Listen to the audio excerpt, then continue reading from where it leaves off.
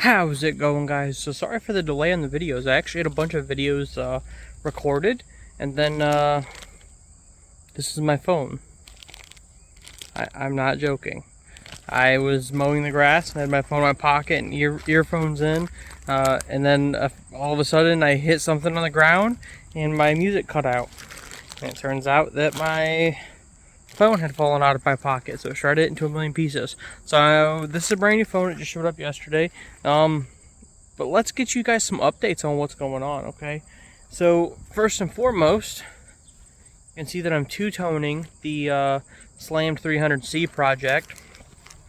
So I wanted to do like a 90s style two-tone, okay? Well, first off, I wanted to do a 90s style two-tone, and then I also wanted to do a you know, decals, livery, whatever you want to call it, to match. So here's the color of two-tone that I decided to go with. I wanted to keep it nice and low. It's a lilac. I'm still split on doing the roof. I think I should do the roof. Other people are back and forth on the idea of it. But once the lilac is done, which I ran out of paint, but I have one more side to do on this front. It's actually, when I get closer, not just the lilac, it's lilac, and then it's splattered with different colors, yellows and bright pinks and so on. And then once that's done, I'll go through and add graphics. This will be like your triangles and circles and other other graphics. Graphics like this. Okay, similar to this, where we have, our off-whites with some sort of simple design, and then we go through with the neons. I don't know if I'm going to do designs like this. Of course, I have the ability to with having the vinyl cutter. Split on that part, but in general, just our brighter neons and opaque colors. Opaques is wrong. I don't know what they're called, guys. Our off colors are neons, and, ultimately building something out of that. So that's where the Chrysler 300 project is. As you can see, it's still running and driving. We still take it to shows. An update on the race truck. Things haven't really moved forward with it, okay? There's a race literally tomorrow, but I have a job that I need to go do, and so I'm not going to be able to race tomorrow. So it's kind of just sat, okay? None of the auxiliary stuff's on the front, like the fan. And the starter went out. That's where we kind of came to a stop, okay? And I'm pretty sure it's the starter, because I wasn't sure if it was the buttons or whatnot. And we tried to do like a will it run video, or like a first fire up, or whatever you want to call it. And when I went over and hit the button, everything kind of just went, and nothing spun. So I was worried, obviously, that I had built a locked up motor. I knew it wasn't locked up. But the worry's there, okay? I went through and, rotated everything by hand. Again, it's real smooth. Went through and tried to hit the starter again. Nothing. I thought maybe it's the switches, maybe it's the buttons, because it is some old switches and buttons over there that I didn't put in. I don't know the quality of them. They're painted over. I mean, they might be old. Thought maybe it's the switches and buttons. So I jumped straight from the starter to my battery. Bypassing the buttons. Actually, I jumped from a starter to a separate battery because I wanted to make sure that battery wasn't bad as well. So I have a battery that I carry around for jumping stuff and all my different projects. So I actually a battery out of my RX-8. So I threw that battery on there straight from the starter, straight to the battery. Still nothing fired, nothing spun. So that didn't work. So I'm pretty sure I need a starter. We actually ordered a starter for this off Amazon, because I was like, let me go with a cheaper starter, because, well, it's not going to get started that often. So let's go with the cheaper starter. So we went with the cheaper starter off Amazon, and the order just got canceled. We were waiting for it to arrive, and then all of a sudden we checked our email, and it said that your order has been canceled or not deliverable or some crap. No clue what that was about. So we got to order another starter. So that's probably coming, well, next week at this point. So we're going to get a new starter for that and get it running. That's what we have to do. The next race isn't going to be still for another couple weeks, but that gives me time to fire it up, get everything timed and tuned into where I want it to be. And then the big thing I'm going to do is zero out the steering and suspension, because when my buddy who owns the truck that we're buying it from, he pretty much said the way the truck is the way that I got the truck. I think it's towed out just from when I put it on the trailer. You probably can't see it too much right now. Well, maybe. So if you look straight down that tire, that front tire, we're kind of pointed in towards that back. Okay, right here's the tire kind of pointing in. And if you come over to this one and we look down this tire, we are also pointing quite far in. Now, while I will say that, obviously we won't have adjustments on the toe, we want to be able to adjust all that, we want to be able to set it up, I think it's too far, especially for a circle track truck. In my opinion, it's probably trying to pull itself apart and just causing more resistance. Now, I've never driven this truck when it ran good. When I drove this truck, I blew it up. I was told by the person that was driving it at the time that it was having issues, and I was asked to jump in it to try to diagnose his issues, because obviously my buddy can't race his spare truck and his actual truck at the same time. So he was like, come out and race it, come out, jump in it, and let's see if we can figure out what the issues were. And we blew it up. So I've never raced this truck full power, so I don't know how much resistance we have. I don't know where it stands against the other trucks. Pretty much when we were lined up, getting ready to come around for the green, I could feel when the truck got hot that it would fall on its face. If it was cold, if it was fresh off the trailer, it would fire up, it would rip. But I've never gotten a good opportunity to really open this thing up. So with the new engine in there, we want to get it fired up. We want to get it tuned. And obviously I was waiting for a time where a race was a little closer, so I'm not pulling a trailer and spending the fuel for a couple hour drive to not even know if the truck would run well. So the next closer race, we're going to get this thing fired up and see how it runs. Honestly, I have no clue. It could be a very competitive truck. It could be... Now, I had the option to buy a few different trucks at the time when I decided I wanted this truck. I had raced a truck for another guy as well, and he offered to sell me his truck. And here's why I bought this truck. If we check out the front suspension, it's quite a little performance setup we got here, fully adjustable. It still uses the, whatever we call these cross arms on a Ford. I can't think of it off the top of my head. You know what I'm talking about though, the cross arms, the whatever. I'm not a Ford guy. I can't think of the name of the suspension. While I would prefer a full SLA suspension, we have that in the front, and we have leafs in the back, which we have to stick with leafs in the back. But if you look, again, we have a ton of adjustability back here, and this is a nice limited slip diff down in here, a fuel cell, and so on. I switched it over to an electric fuel pump. That's just off the new block that we're running. So there is some performance advantages to this truck over some of the other ones that I was offered. This is like a full tubed out, like, yes, we have the original frame, but it's a full race truck, okay? And a big thing for me in my want for safety is checking on the inside. And we have like NASCAR style bars over there, okay? Our door bars are hefty, okay? The other truck that I ran, it wasn't as built up and bulky, and I wasn't a fan of it. So I want to do some changes in here. I want to build up the center, box this in over here, because I don't like the big gap there. It'll give me somewhere to set my helmet and set the steering wheel and stuff when when we're getting ready to race. So I'm going to box that in. I'm doing a video on that, so stick around for that. But that's one of my plans, box that in. I'm going to do a lot more cleanup on this, especially as we go and we get more funds for different things for our race program. One of the things I want to focus on is cleanup. Check this out. Check out this rig stuff over here. Okay, this bar flips around here, clips into the back, and presses up inside of here. And it doesn't actually clip. It's in there with tension, but it never actually clips. So you could just grab this and pull it down. It just cracks me up that like that was the route to go with it. Whatever. It's better to have a net than no net at all, right? So that's my big plans with this truck for the future. I want to continue to get it cleaned up. You know, obviously we got the new engine put in there. I did a lot of work on that engine to get it to look that nice. That is a junkyard engine, even though it looks great. So I want to get it cleaned up. I want to get it zeroed in. I want to see where we can take this truck. I wasn't a big fan of circle track racing. I'm still not. The big thing with the series is they're trying to spike truck count.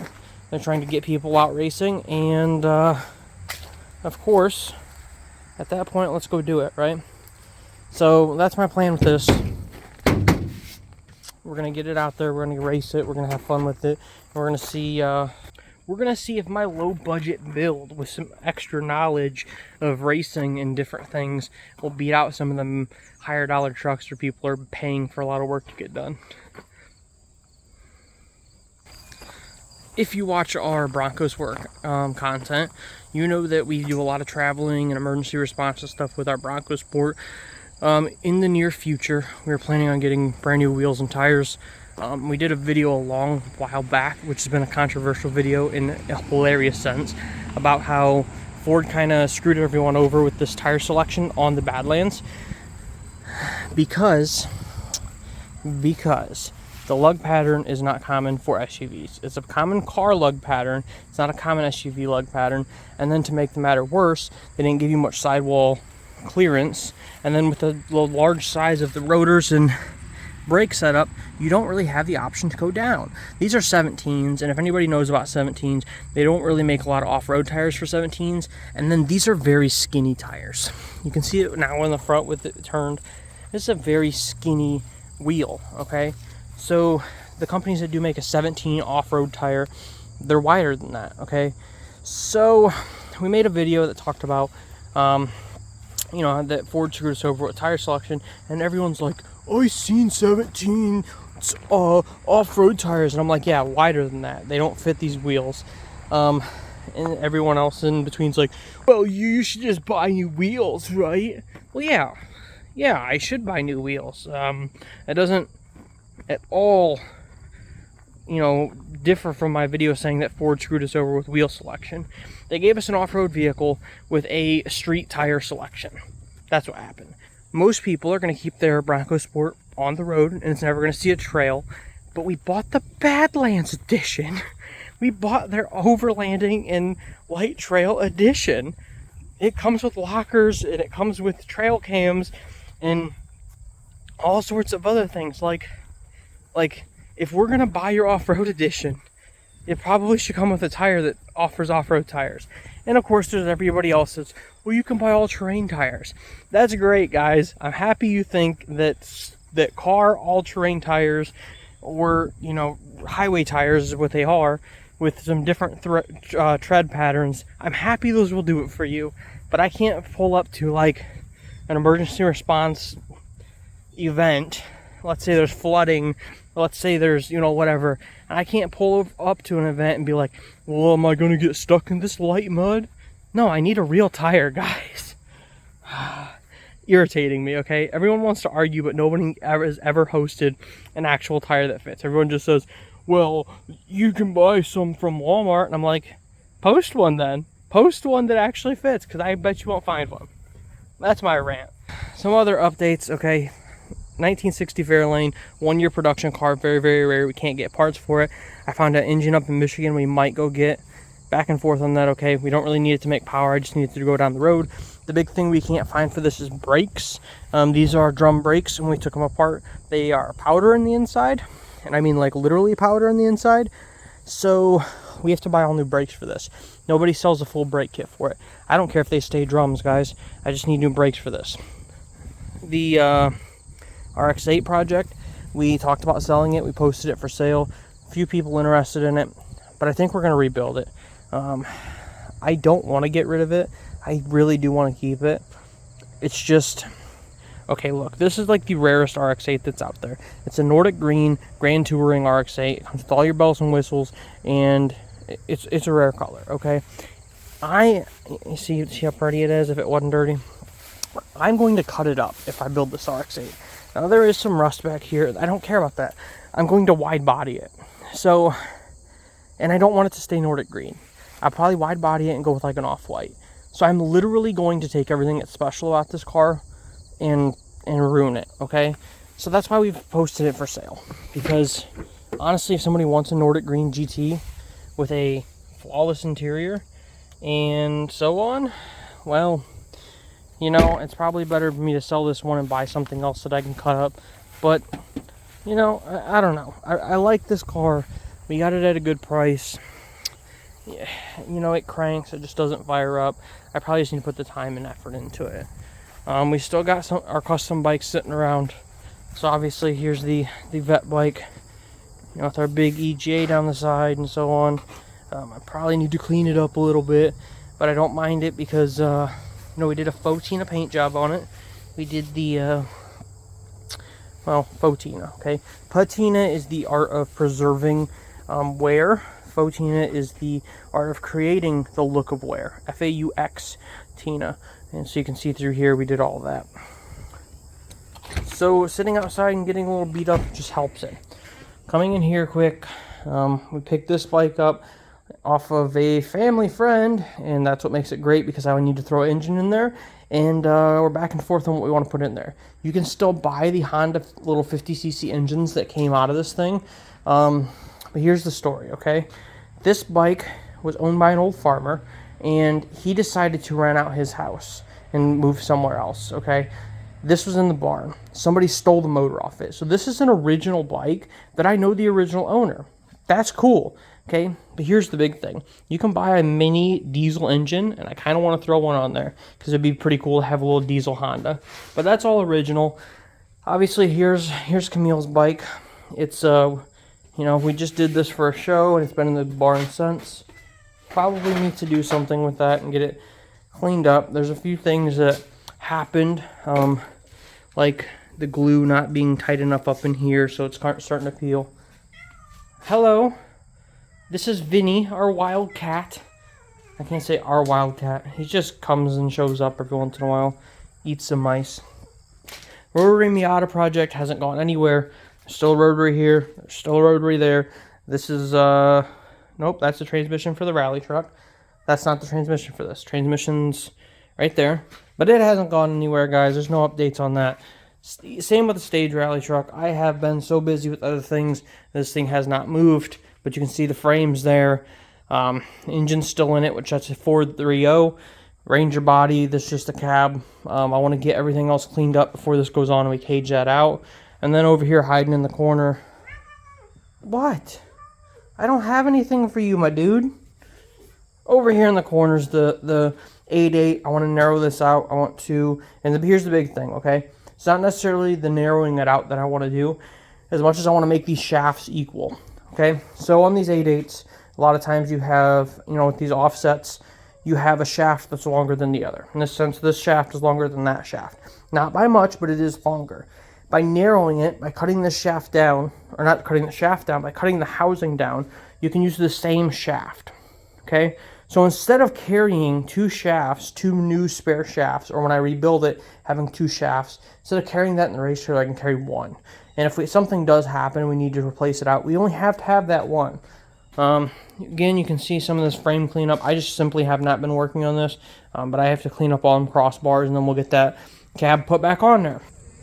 Yep, get on out of there. Go on. This little dude. So we live just outside of town, and a lot of people unfortunately drop cats off out here. Now, if we see a cat that is too friendly, and it has happened, we've had cats that are just simply too friendly and would not survive out in nature, we do try to find them a home.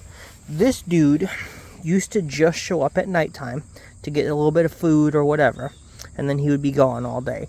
He showed up recently with some scars. You can feel scabs on the side of him. He's been tussling with somebody, but for the most part, he's a very self-sufficient cat, so he's not one that we have to worry about.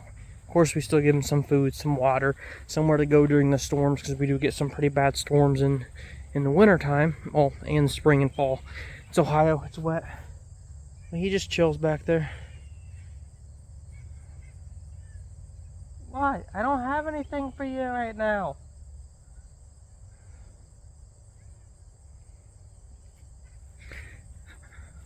So that's the update for the most part on all of our projects. we're going to keep working on stuff and getting it ready for the winter, the race season, some traveling, so on and so forth.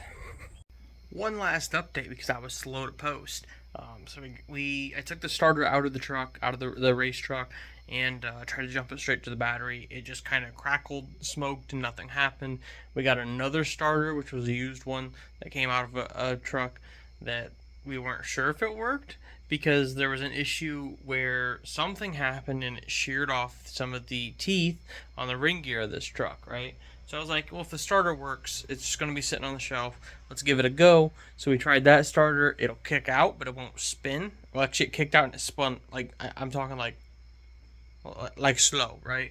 So we really do just need to get another starter ordered and back in the truck, okay? That's where we're at right now.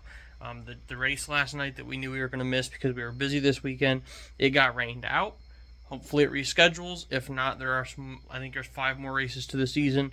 But ultimately, we're preparing for next season at this point, the 2023 season. I want to get a truck that is running absolutely solid, absolutely on point.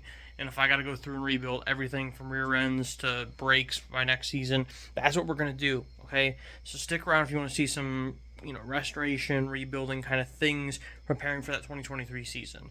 If we do get out to a track here in 2022, it's going to be primarily for testing, tuning, and getting things dialed in. That's where we're at. So, yeah, that's the update. We're like 3 days later after I videoed the first one. So get out there, post cool things. Make sure you tag me in it and hashtag HC Racing. I want to see the cool things that you're building. If you have questions, post them in the comments below. I'm going to keep getting stuff worked on, built, and it's been raining all day because I wanted to get out and get some stuff done. I got one more busy night. It's Sunday, so we got to get out and do a big cleanup for a big festival going on. That's what I've been doing all weekend. So it's been a tiresome week. So get out there, do cool things, build cool stuff, be unique, build things that you want to build, not what other people want to see, and most importantly, have a good day.